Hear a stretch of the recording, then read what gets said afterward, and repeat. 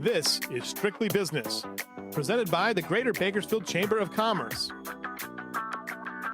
Sponsored in part by the law offices of Young Wooldridge, San Joaquin Community Hospital. And welcome back to Strictly Business. I'm Nathan Ollie, Manager of Government Affairs at the Greater Bakersfield Chamber of Commerce. In our Spotlight segment this week, we're going to take a look at student loans. Many people rely on student loans to pay for college, but with so many options to choose from and the many stipulations that go with them, it can be daunting to pick the best one. And here to help us sort out the ins and outs of student loans and the legal ramifications of these loans is Max Gardner. He's a partner with the law offices of Young Wooldridge. Max, thank you very much for being here today. We appreciate it. Thank you. Good morning. I never heard of a student loan attorney. Is there such a thing? Well, there is, and it's an area that's developing. Roughly, there's about 200 in the country who are actually specializing completely in student loan law. I've developed a practice in it to kind of accompany my bankruptcy practice. I'm primarily a bankruptcy attorney, and it's a component of my practice in which I try and provide extra service to clients that have student loan issues. Okay, let's bring the microphone up just a little bit, if you would, please. Oh, that's thank you so much. I'll just scoot in a little bit. Is that better? They tend to slide up as close as you can. That'd be great. We've always heard, you mentioned bankruptcy, we've always heard that you can't discharge a student loan in bankruptcy. Is that the case? That is generally true. There is what's called a Brunner test that deals with typically a disability or some intervening circumstance that prevents you from paying your student loans. And in a Brunner type of situation, you can receive a discharge. Generally speaking, however, student loans are not discharged in a bankruptcy. Wow, okay. Talk a little bit, if you would, please, about some of the differences between a government-backed student loan versus a privately funded loan.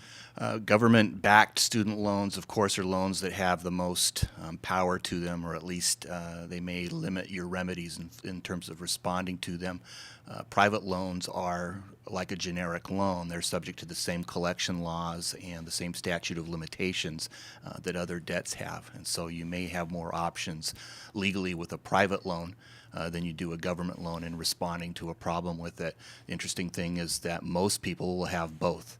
So it's important that you want to take a look and see what kind of loans that you have, and in that fashion you can respond to them. Okay, so most students will take out a combination of some public and private funding, and then they'll have to sort out the differences. Right, they end up coming from different sources. Most people are aware of what kind of loans that they have, but sometimes they're not. There's a real important resource that someone with a student loan has, and that's at the nslds.ed.gov site. And there you can log in and create an account and get up-to-date information that's usually about 99% accurate as to the status, the balance, and the nature of student loan that you have. And in any consultation that I conduct with a client, I'm going to want that worksheet so that we can look at it and see what kind of options there are. Okay, and what was that again? That's a national... nslds.ed.gov, and it is the national source in terms of cataloging and describing the status of your student loans. Okay. Now, typically if you're young, relatively fresh out of college, you're not making a lot of money, but on the plus side, that means you may end up with a sizable tax refund at the end of the year. Is that something that can be seized for student loan payments? They can in a situation of default. Student loans, when there's a default or a delinquency and you haven't made the payments, those can get reached. Interestingly, the demographics of those with student loans is changing. People who are elderly and who are qualifying for Social Security, they are subject to seeing portions of their Social Security reachable when there's student loan delinquency. Oh, that is interesting. I guess that ties into the changing demographics. You know, you have people going back to school, things like that, and taking out loans. Oh, that is interesting. So what are some payment options or some other options that are available for someone who has defaulted or maybe is about to default on a student loan? Well, when you typically have to be in a default status in order to entertain the options that you have in responding to student loans, but there's a whole kind of hierarchy that's followed.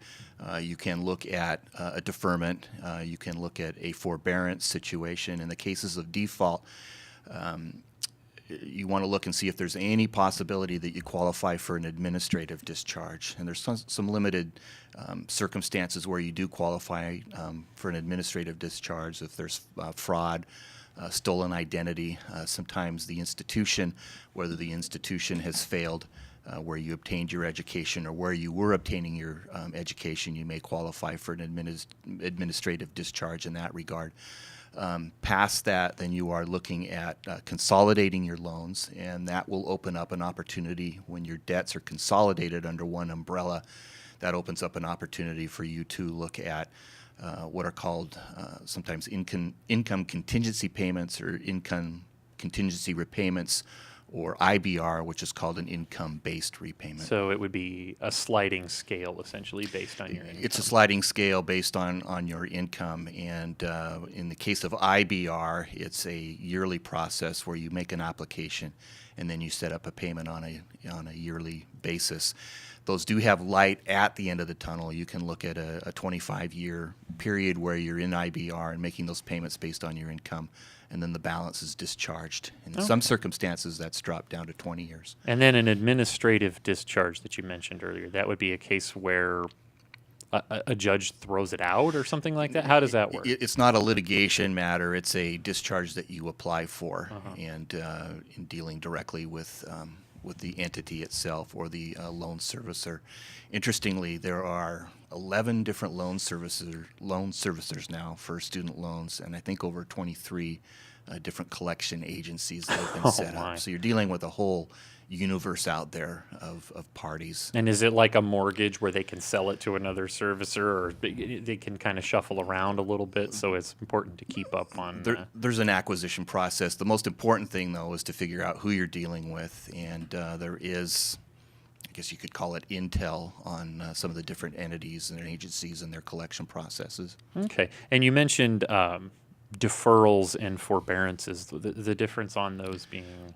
A deferment typically happens before you go into default, and that's the classic one where, well, I'm in deferment right now. Forbearance typically arises when there's been a default in the payment. And in that situation, sometimes there's a payment option that's attached to that. Other times it's just an agreement where there's a forbearance on the collecting agency's part. I see. And then Chapter 13 is an important bankruptcy. It's a chapter there. Now, talk a little bit about, if you would, Chapter 13 and how it ties into the payment of student loans. Well, in Chapter 13, you always, at a minimum, you want to be sure that your student loan is a participant in the process. A student loan is a non-dischargeable debt generally, but it is also what's called a general unsecured debt. And if you are paying a percentage of your debts in your Chapter 13 to your general unsecured creditors, you want to make sure that your student loan is at least getting a piece of that. There are opportunities when you're in Chapter 13, particularly if you are in IBR or you're making an income-based repayment, that you can keep that relationship or at least that contract intact while your Chapter 13 case is going on. So you can continue to be retiring that student loan debt while you're making your Chapter 13 payment. The extent to which you can do that depends on the percentages that you're paying your creditors. I see. So it would be separate from the rest of the bankruptcy because you're making a good faith effort to pay the money back? Is that basically how it... Well, the good faith, and that's a good question, the good faith will be based on what is the percentage that you're paying to your general unsecured creditors. And you're going to compare the percentages that are being made to those creditors and then to the student loan debt. Now, that's obviously in the situation where the two are separated out. Oftentimes, the best you can do is just put the student loan balance in that pool of general unsecured creditors, and they're going to get a percentage of that during the course of the Chapter 13 case. Interesting. Okay. We've heard so much on a national level. I know the president has addressed it in some of his speeches about the high level of student loan debt that American students are facing. What impact has that had, or will that have, maybe on the economy as a whole? What I'm reading is what analysts are describing as a crowded out effect, where your student loan debt is basically consuming all of your disposable income, and so that is going to interfere in the purchases of homes and the purchase of cars and other long-term debts that people enter into. That is going to continue. I think we're over $1.2 trillion in student loan debt. And, that is a number as high as the credit card limits or the credit card levels were when we had the big bankruptcy filing. So there's kind of I guess you could describe it as a dark cloud or perhaps a storm. Currently, though, the student loan laws are relatively static. We still have the Bruner test as far as the dischargeability goes, and we have limited but actually very well-defined options that you can undertake in terms of defaults and trying to pay those debts back. But that's the problem. You have a huge amount of student loan debt, and it definitely has an impact on individual lives. And as like I indicated, that demographic starts to spread, and you have all types of people at all ages having to respond to their student loan debt. You'll see the impact in various ways. So it definitely could be that next bubble for as far as financial crises go. You have the housing bubble and then the credit card bubble, as you mentioned, and the student loan. I mean, it's true. We all have them. I mean, especially in some of the younger generations, we've all got them, and there's thousands and thousands of dollars. And then with the economy starting to gain steam, but much slower than everybody had hoped, those jobs are hard to come by for college graduates. So some of those options like forbearance or deferring or even unfortunately defaulting on the loan. Now, what kind of impact can that have on your credit? Is it just dependent on the balance of a loan? It will affect your loan-to-debt ratio, and your payments and your history of payments will also have an impact on what your FICO is. Sure. So all of those common issues with student loan debts arise as they do with your other types of debts.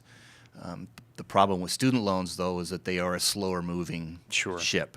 And if you default on a credit card or a car repossession or something like that, you have closure relatively quicker than you do with your student loans with a repossession and a sale, and then you're faced with that liability. Student loans, it is often that someone who comes in and has to file bankruptcy for other reasons other than just student loans, that I have to deal with that. And bankruptcy is often used at the end of the day as a way to clean the deck and clear out your dischargeable debt so that you can contribute more time and resources to the payment of the non-dischargeable debt. Okay. Well, Max Gardner from the law offices of Young Wooldridge, thank you so much for coming in, talking a little bit about student loans and some of the negative impacts. So hopefully we can reduce some bankruptcy and provide a little insight this morning. Thank you very much. You're welcome. Thank you. We're going to take a quick break and be right back after this with more Strictly Business and the closing bell. Stay tuned.